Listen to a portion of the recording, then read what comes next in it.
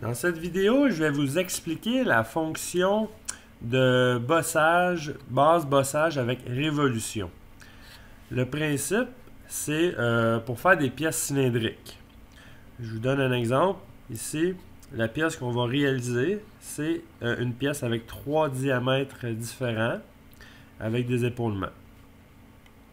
Alors, on va utiliser la fonction base bossage avec révolution. Alors, imprimez le plan, parce que je ne vous le montrerai pas à l'écran durant la vidéo. On va créer un nouveau fichier, une pièce en 3 dimensions.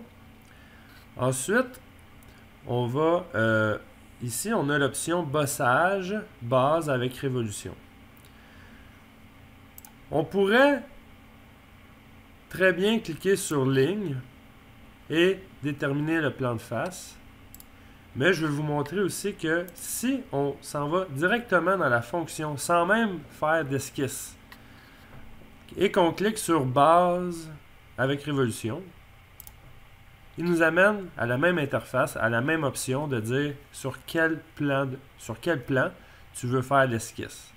Alors, on n'est pas obligé d'aller tout de suite dans l'esquisse, on pourrait très bien cliquer sur la fonction et on choisit le plan. Et ça nous amène automatiquement à l'esquisse. Alors, c'est un autre chemin. Et on va encore utiliser la ligne pour créer le contour de notre pièce cylindrique. Alors, le principe, c'est qu'on prend seulement la moitié de la pièce. On va créer seulement la moitié de la pièce parce que c'est une pièce qui est symétrique. Alors, le principe avec la révolution, c'est que j'ai une ligne au centre. Et cette ligne-là, c'est le centre de la révolution. Alors, je dois créer une ligne au centre. Et ensuite, on fait comme normalement. On va monter une ligne en haut. On va monter une autre ligne comme ça ici pour faire le diamètre. On va descendre en escalier. OK? On ne fait pas les lignes ici au milieu parce qu'on n'en a pas besoin. Okay? Le principe, c'est de faire un escalier. On dessine seulement le contour et non les lignes qui sont à l'intérieur. Alors, on y va. On commence à partir de l'origine. Je crée ma ligne au centre. Ça, c'est ma ligne centrale. Alors, cette ligne-là, je peux la coter. C'est que c'est la longueur totale de ma pièce. La longueur totale, c'est 2 pouces et demi. Ensuite, on crée une autre ligne. Et cette ligne-là, ça se trouve à être la ligne de mon plus gros diamètre. Je viens faire la cotation de cette ligne-là. Et ce qu'il faut comprendre avec la fonction révolution, c'est qu'on travaille sur seulement la moitié de la pièce, ce qui veut dire le rayon. Tout ce qui est diamètre, en réalité, nous, on dessine le rayon. Alors, un principe simple, quel est le diamètre de mon plus gros cylindre? C'est 2 pouces. Alors, bon, là, le calcul est simple, mais je pourrais tout simplement faire 2, on fait le diamètre, divisé par 2, égale 1 pouce. On fait l'autre ligne comme ça ici. On peut faire l'escalier. Si on veut, là, on peut faire les marches, les escaliers ici, comme ça. Et on peut venir le coter par la suite. OK. D'ici à ici, on peut sélectionner 2 lignes.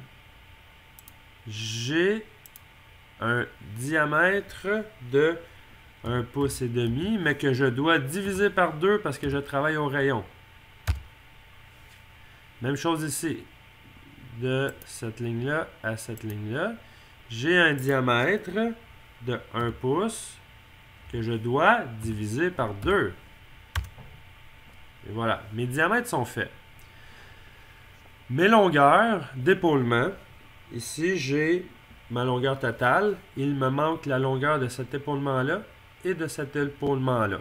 Alors, on peut très bien cliquer sur la ligne directement de l'épaulement et on va lui dire que ça, c'est 750 millièmes. Je peux également, pour des situations un peu plus complexes, là, mais dans ce cas-là, c'est pas complexe, mais j'aurais pu très bien soit sélectionner la ligne ici, jusqu'à la ligne ici, et j'obtiens une longueur d'épaulement. J'aurais pu très bien faire aussi de la ligne à un point. C'est la même chose. Alors, il y a plusieurs possibilités. Vous prenez celle que vous voulez. Le principe, c'est d'avoir un épaulement de 1 pouce 750. Alors, l'esquisse est terminée. On voit que l'esquisse est fermée aussi parce qu'on voit que ça a changé de couleur tantôt.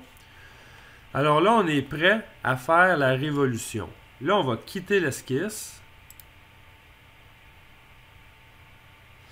Et vu que j'ai déjà appuyé sur l'option au départ de révolution, quand je quitte l'esquisse, il m'amène automatiquement à la révolution.